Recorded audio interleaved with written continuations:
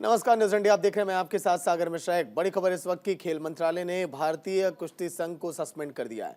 IOA को दिया गया एड हॉक कमेटी बनाने का संदेश। डब्ल्यूएफआई की हर दिन की गतिविधियों पर नजर अब होगी। कुश्ती में पारदर्शिता के लिए कमेटी का गठन होगा। 48 घंटे में नई एड हॉक कमेटी बनेगी। कुछ दिनों से भारतीय कुश्ती संघ काफी चर्चाओं में रहा है। इस मामले में सबसे बड़ा बयान खेल मंत्रालय की ओर से आया। उन्होंने फैसला लेते हुए नवनिर्वाचित कुश्ती संघ को भंग कर दिया और इसका मतलब है कि हाल ही में चुनाव जीतकर अध्यक्ष बनने वाले संजय सिंह निलंबित हो गए। मगर इसी बीच इंडियन ओलंपिक एसोसिएशन आईओए ने भी बड़ा फैसला लिया। इस पूरे मामले में नया मोड़ अब आ गया। आईओए ने भारतीय कुश्ती संघ को लेकर एक नई एड हॉक कमेटी बनाने का ऐलान किया है। यह कमेटी 48 घंटे में बन जाएगी और इस कमेटी का काम डब्ल्यूएफआई की हर दिन की गतिविधियों पर ध्यान देना होगा।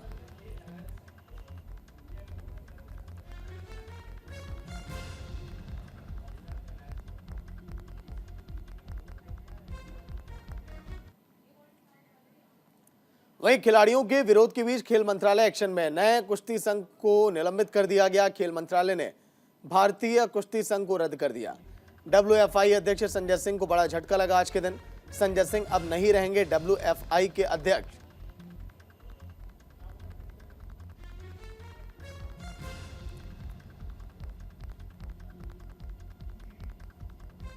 संजय सिंह नहीं रहेंगे डब्ल्यूएफआई के अध्यक्ष। बड़ी खबर यह है, डब्ल्यूएफआई अध्यक्ष संजय सिंह को बड़ा झटका लगा है।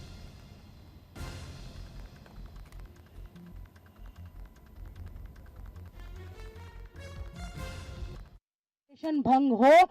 अभी मुझे बहुत डिटेल पता नहीं और उसका लेटर मुझे नहीं मिला है। वो लेटर लेने के बाद मैं उसको देख लेता हूँ, फिर बताता हूँ मैं उस पर आगे क्या करना क्या नहीं करना है। बस अभी कोई कमेंट नहीं, अभी कोई कमेंट नहीं। पहले मुझे देख लेने, केवल एक सुनने में जो आया कि एक्टिविटी पे मेरे रोक लगाया है। तो अब क्या एक्टिविटी पे रोक लगाया है क्या नहीं है तो उसको मैं अभी देख लेता हूँ, उसके बाद करता हूँ। अभी पहले तो पुख्ता सबूत नहीं है कि ऑन रिटर्न नहीं आया है कि फेडरेशन रद्द हुई है या सिर्फ संजय सिंह को रद्द किया जा रहा है। तो रद्द किया गया है, तो जैसा भी मुझे प्रॉपर तरीके से पता चलेगा मैं आपके साथ ज़रूर बातचीत करूँगी। आगे का इंतज़ार यही है कि पुख्ता सबूत मिल जाए, रिटर्न में पता चल जाए कि क्या चीज़ रद्द हुई है, फेडरेशन है या संजय सिंह रद्द हुए हैं। तो जैसा भी होगा, वो उनका पॉलिटिकल है, वो उनका एजेंडा है। लेकिन हमारी जो लड़ाई है वो सरकार से ना तो थी और ना आगे रहेगी। हमारी लड़ाई सिर्फ एक आदमी से थी। हमारी लड़ाई जो है महिलाओं के लिए थी, फेडरेशन में जो बेटियां हैं, जो नए रेसलर्स हैं उनके लिए थी। और बस ये लड़ाई हम लड़ रहे हैं अपने तरीके से, जैसे भी है। मैं तो एक और बड़ी खबर, बीजेपी सांसद बृजभूषण शरण सिंह का बयान। जो फैसला लेना है डब्ल्यूएफआई लेगा। डब्ल्यूएफआई से मेरा कोई भी लेना देना नहीं है। कोर्ट जाना है या फिर नहीं, डब्ल्यूएफआई ये तय करेगा। कुश्ती में ऐसा कोई नहीं जिससे मेरी पहचान नहीं है। मैं लोकसभा चुनाव की तैयारियों में जुटा हूं। जेपी नड्डा से डब्ल्यूएफआई पर नहीं हुई है बातचीत। बीजेपी सांसद बृजभूषण शरण सिंह का बयान।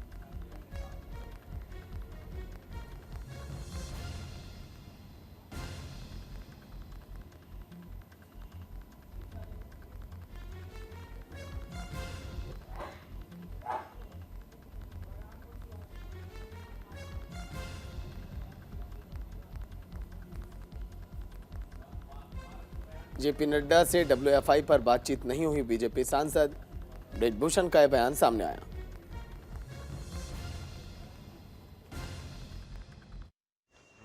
या तरीके से कुश्ती खेल से मैं संन्यास ले चुका, मतलब कुश्ती से मैं अपना नाता छोड़ चुका। अब जो भी फैसला लेना है, सरकार से बात करना है या कानूनी प्रक्रिया को अडॉप्ट करना है, ये चुने हुए जो फेडरेशन के लोग हैं वो अपना फैसला लेंगे। मैंने कुश्ती से संन्यास ले लिया है। मेरा लोकसभा का चुनाव आ रहा है और भी मेरे पास बहुत काम है। तो अब जो भी कहना होगा, सरकार से बात करनी होगी या कोर्ट में जाना होगा, इससे मेरा कोई लेना देना नहीं है। वहीं पीएम मोदी ने आज वतन को जानो कार्यक्रम के तहत जम्मू कश्मीर के 250 छात्रों से बातचीत की है। इस मौके पर अधिकारियों ने बताया कि जम्मू कश्मीर के 250 छात्र देश का दौरा कर रहे हैं। अब तक उन्होंने जयपुर, अजमेर और दिल्ली का दौरा किया है।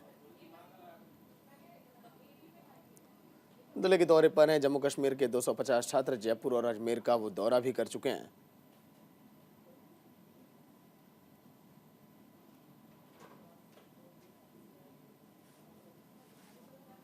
पीएम मोदी ने 250 छात्रों से बातचीत की और कई मुद्दों पर चर्चा। जयपुर और अजमेर का ये छात्र दौरा कर चुके हैं।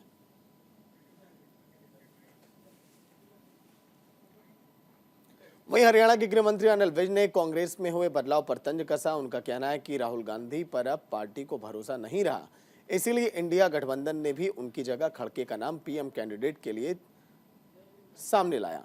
प्रियंका गांधी को यूपी प्रभारी के पद से हटा दिया गया। वहीं कुमारी शैलजा की जगह सचिन पायलट को छत्तीसगढ़ की जिम्मेदारी दी गई है। कुछ दिन पहले पश्चिम बंगाल की मुख्यमंत्री ममता बनर्जी ने मल्लिकार्जुन खड़गे का नाम इंडिया गठबंधन के पीएम उम्मीदवार के तौर पर प्रस्तावित किया था।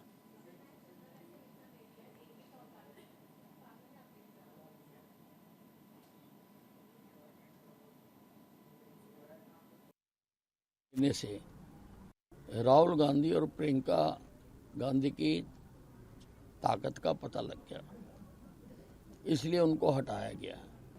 किसी और का नाम लेने से ये सिद्ध हो गया कि इंडिया गठबंधन ने भी राहुल गांधी को रिजेक्ट कर दिया।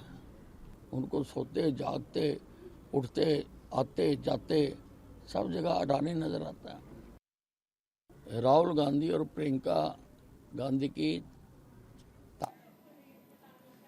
वहीं शीतकालीन सत्र के दौरान 146 सांसदों के निलंबन को लेकर विपक्ष की मांग पर बीजेपी सांसद निशिकांत दुबे ने कहा कि संसद की सुरक्षा की जिम्मेदारी लोकसभा अध्यक्ष की है, न कि पीएम और गृह मंत्री की। लेकिन कांग्रेस लगातार गृह मंत्री से जवाब मांग रही है।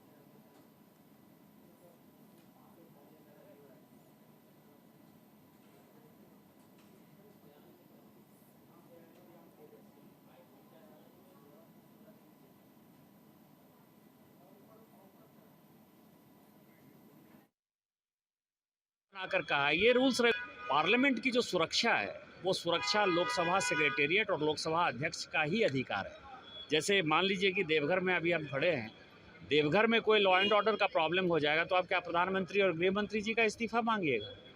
कि ये अधिकार जो है मुख्यमंत्री जी का है, मुख्यमंत्री हेमंत सोरेन इसके लिए जिम्मेदार है। उसी तरह पार्लियामेंट जो है उसकी सुरक्षा केवल और केवल लोकसभा अध्यक्ष का अधिकार है और लोकसभा अध्यक्ष के ऊपर कोई भी चर्चा कभी नहीं होगी। ये हमने संविधान बनाकर कहा है, ये रूल्स रेगुलेशन हमने बनाया है। इसके बावजूद भी आप कह रहे हैं गृह मंत्री जवाब दो, प्रधानमंत्री से बात कर रहे हैं, तो ये मूर्खता है। तो सुरक्षा की जिम्मेदारी लोकसभा अध्यक्ष की है, ये बयान आया निशिकांत दुबे का, क्योंकि लगातार विपक्ष हमलावर दिखाई दिया है अभी तक।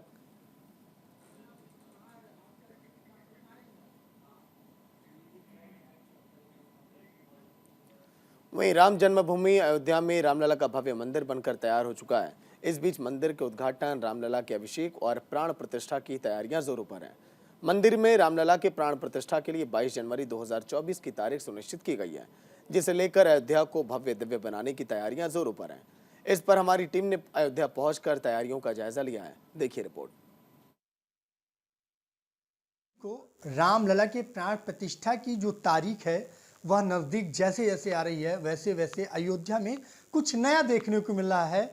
हम इस समय मौजूद हैं अयोध्या के शहादतगंज पर, जहां पर अयोध्या का जो राम मंदिर है उसी के तर्ज पर राम मंदिर मॉडल बनाया जा रहा है। राम मंदिर मॉडल का कारखाना है, यूं कहें ये आप साफ तस्वीरों में देख सकते हैं। अब उस कारखाने के ऑफिस में है कि किस तरीके से लुभाए जा रहे हैं। देखिए प्रभु राम का जिस प्रकार से राम मंदिर बना है उसी प्रकार ये गर्भगृह, प्रथम फ्लोर, थर्ड फ्लोर, यानी कि कहें पूरी नक्काशी, वही बारीकी, वही राम मंदिर मॉडल इस प्लाई बोर्ड पर हुबहू उतार दिया गया है। प्लाई पर ये डिज़ाइन कटिंग होती है और पार्ट टू पार्ट जोड़कर ये भव्य तरीके से राम मंदिर मॉडल बनाया जा रहा है। हमारे साथ यहाँ जो काम करने वाले हैं, यहाँ के वर्कर हैं, हम उन्हीं से जानेंगे कि किस तरीके से कितना मतलब ये भव्य आप ये स्वरूप देते हैं राम मंदिर मॉडल का। क्या कहना चाहेंगे कि आप इतना मतलब कि एक छोटे छोटे टुकड़े से इतना भव्य स्वरूप? जी, इसका जो है मैनुअल जो है सब जोड़ना पड़ता है। पहले लेजर से कट जाता है, कटने के बाद उसको सब एक जगह इकट्ठा हो जाता है। उसके बाद महिलाएं हैं वो बीन के सब अलग अलग पार्ट्स रखती हैं। उसके बाद फिर मैनुअल हम लोग इसको बनाते हैं। कब से ये राम मंदिर का काम चल रहा है? ये लगभग 2.5 साल हो गया। हाँ। अच्छा, ये बताइए 2.5 साल में और अब प्राण प्रतिष्ठा की तारीख नज़दीक आ रही है जी। आप यहाँ के मतलब वर्कर हैं, काम करते हैं? यहाँ के मूल निवासी हैं। मूल निवासी हैं, मतलब अब यहाँ आप राम मंदिर मॉडल बनाते हैं। तो ये कहें तो पहले में अब में क्या अंतर आया है राम मंदिर की मॉडल की बिक्री को लेकर? अरे इसमें 20% क्या नहीं 20 से 30% बढ़ गया है। राम मंदिर मॉडल की इतनी जो है मांग बढ़ गई है कि विदेशों से भी ऑर्डर आना शुरू हो गया है। और राम भक्त वैसे भी अयोध्या आते हैं तो एक निशानी लेना चाहते हैं राम मंदिर से, और राम मंदिर तो सभी की एक आस्था का केंद्र रहा है, लोगों का सपना रहा है, 500 वर्षों का संघर्ष रहा है। तो कहीं ना कहीं उसको अपने रामलला को अपने घर में विराजमान करना चाहते हैं। हम अभी 2 से 3 हज़ार मंदिर हफ्ते भर में या महीने भर में पूरी करने की कोशिश कर रहे हैं कि हम उनकी मांग को पूरा कर सकें। और हमारे यहाँ जो रोज़गार हैं तो उनमें जो घर 25 लोगों के चल रहे हैं, ये आज राम प्रभु की कृपा है कि हम उनको रोज़गार दे पाए हैं। और ऐसे ही कार्य चलते चलते हो सकता है और वर्कर बढ़ें, काम हमारा चलता रहे, हमारी अयोध्या नगरी राम नगरी एकदम अयोध्या जैसी चमकती रहे। इससे हमें आशा है कि हम अपने विकास की ओर, अपने प्रति लगन की ओर इसका कार्य करते रहेंगे। इसी के साथ हम आपको वहाँ भी ले चलेंगे जहाँ पर मशीन की कटिंग हो रही है। ये मॉडल मशीन है और मॉडल मशीन से बड़ी बारीकी से राम मंदिर मॉडल की कटिंग की जा रही है। कटिंग के साथ साथ अयोध्या में भारी तादाद में बिक्री भी उसी हिसाब से तेज़ी से बढ़ रहा है। यानी कि अगर अयोध्या में भारी संख्या में श्रद्धालु जब आएंगे तो ये कुछ ना कुछ निशानी ले जाना चाहेंगे, और इस स्तर पर राम मंदिर मॉडल की निशानी अयोध्या ले जाना होगा। अयोध्या से न्यूज़ इंडिया के लिए अपूर्व पाठक। वहीं 22 जनवरी को रामलला की प्राण प्रतिष्ठा की जाएगी, जिसे लेकर अयोध्या को भव्य दिव्य बनाने की तैयारियां तेज कर दी गई हैं। ऐसे में राम भक्तों में भी उत्साह चरम पर है। तो वहीं रामलला की प्राण प्रतिष्ठा के लिए शुभ मुहूर्त का समय भी अब तय कर लिया गया है। महज 84 सेकंड का शुभ मुहूर्त यहां पर तय किया गया है। रिपोर्ट आप देखिए।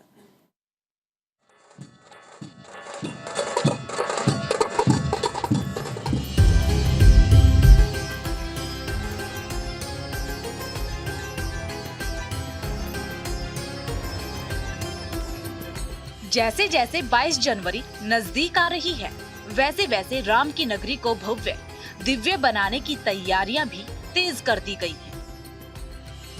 इन दिनों अयोध्या समेत देश भर में राम नाम की धारा बह रही है। राम भक्तों का उत्साह चरम पर। 22 जनवरी राम मंदिर की प्राण प्रतिष्ठा का दिन इतिहास के पन्नों में सुनहरे अक्षरों में लिखा जाएगा। राम नगरी उस क्षण के लिए तैयार हो रही है जब दुनिया के सामने एक नए अयोध्या को पेश किया जाएगा। हम यहाँ अयोध्या दर्शन करने के लिए आए हैं और जैसे ही अयोध्या नगरी में पैर रखा ऐसा महसूस हुआ जैसे कि हम त्रेता युग में आ गए हों। और जैसे सड़क के ऊपर हमने देखी मशाल की तरह बड़ी बड़ी लाइटें जिनके ऊपर जय श्री राम लिखा हुआ है, मन गदगद हो गया। राम राज्य की कल्पना करता हूँ मैं, जिसका विस्तार अयोध्या से पूरे देश में होने वाला है। बहुत अच्छा, बहुत राममय हो गई अयोध्या पूरी। इस समय पूरा सतयुग हो गया है। सतयुग हो गया, कहा जा सकता है त्रेता युग वाली अयोध्या वापस आ गई है। हाँ, त्रेता युग वाली अयोध्या वापस आ गई है। बहुत अच्छा लग रहा है। न केवल भारत की बल्कि संपूर्ण विश्व की नजर आने वाली 22 जनवरी को हमारे भारत पर। ऐसा लग रहा है यहाँ बैठकर जैसे रामलला हमारे सामने बैठे हुए, उनके दर्शन हम लोग कर पा रहे हैं। बहुत सुखद महसूस हो रहा है। मैं बहुत खुश हूँ, बहुत खुश। ये कैसे बताऊँ, भगवान का नाम क्या बोलूँ। राम से बड़ा कुछ है ही नहीं, उनका तो नाम में सब कुछ है। तैयारियां गवाही दे रही है। कि अयोध्या नगरी 22 जनवरी 2024 के बाद से हमेशा के लिए बदलने जा रही है, क्योंकि 500 साल के सपने साकार होने का वक्त आ गया है। क्या होगा प्राण प्रतिष्ठा का शुभ मुहूर्त? रामलला की प्राण प्रतिष्ठा के लिए 84 सेकंड का शुभ मुहूर्त 12:29:08 से 12:30:32 तक होगा, जिसमें रामलला की प्राण प्रतिष्ठा की जाएगी। राम मंदिर तीर्थ क्षेत्र ट्रस्ट ने देश भर के विद्वानों और बड़े ज्योतिष आचार्यों से प्राण प्रतिष्ठा के समय को तय करने के लिए कहा था। इसमें से काशी के ज्योतिष आचार्य पंडित गणेश्वर शास्त्री द्रविड़ ने जो मुहूर्त चुना, उसे सबसे सटीक मानकर उसी मुहूर्त में रामलला की स्थापना की जाएगी। गौरतलब है कि 22 जनवरी के आसपास अयोध्या में लाखों श्रद्धालुओं के जुटने की उम्मीद है। Bureau report, news India 24/7।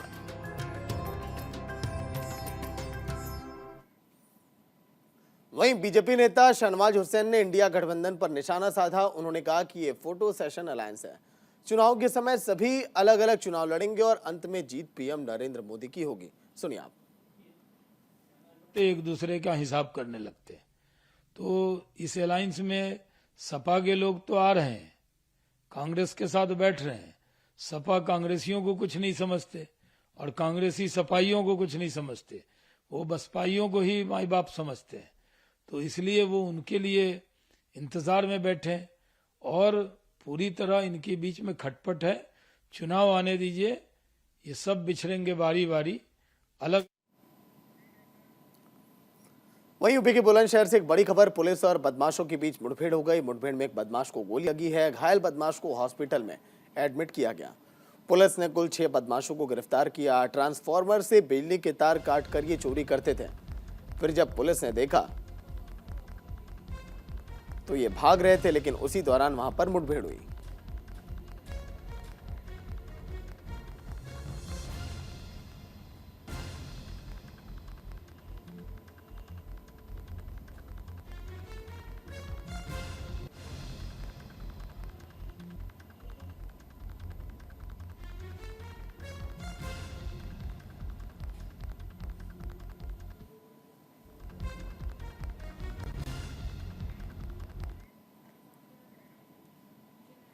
वहीं ग्रेटर नोएडा से एक इमारत गिरने की खबर सामने आ रही है, जहां जानकारी के मुताबिक इस इमारत के ऊपर निर्माण काम चल रहा था। उसी दौरान यह हादसा हुआ।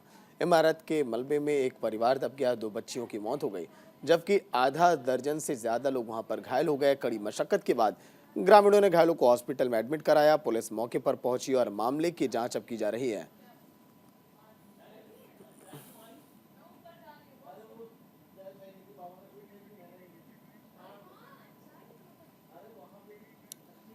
वहीं खबर कासगंज के सोरो से, जहां पर मार्गशीर्ष के अवसर पर मेले का आयोजन किया गया। सोरो के वराह मंदिर से महामंडलेश्वर आशुतोषानंद महामंडलेश्वर और विद्यानंद महाराज समेत कई साधु संतों ने बैंड बाजे के साथ शाही स्नान किया। इस मौके पर महामंडलेश्वर आशुतोष आनंद जी महाराज ने बताया कि आज के दिन यहाँ स्नान करने से पुण्य मिलता है और भारी संख्या में पुलिस बल भी यहाँ पर तैनात रहा है।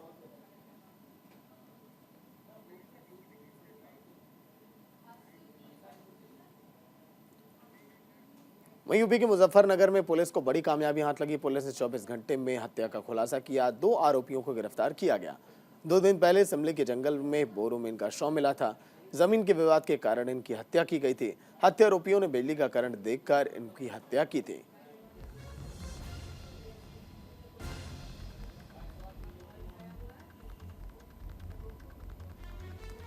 पुलिस ने 24 घंटे में हत्या का खुलासा किया।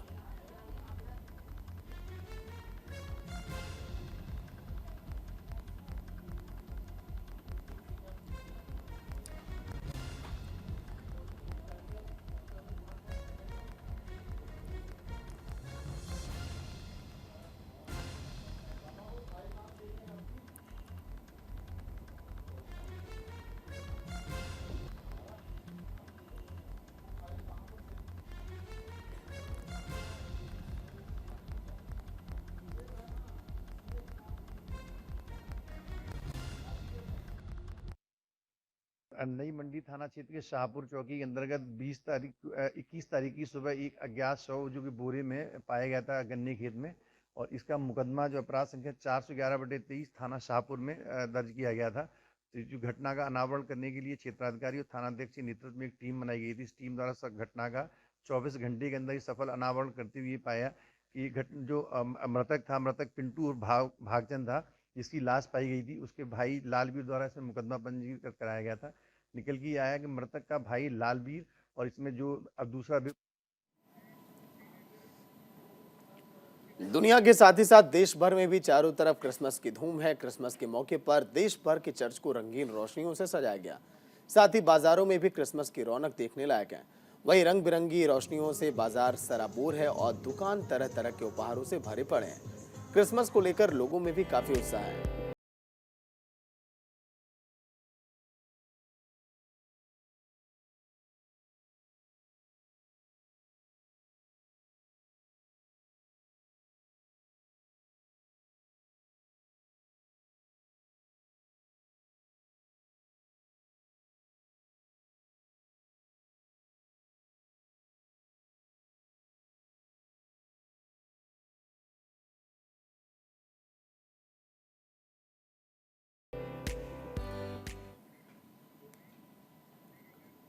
तो चलिए इसी के साथ बुलेटिन में इतना ही। देखते रहिए न्यूज़ इंडिया। नमस्कार।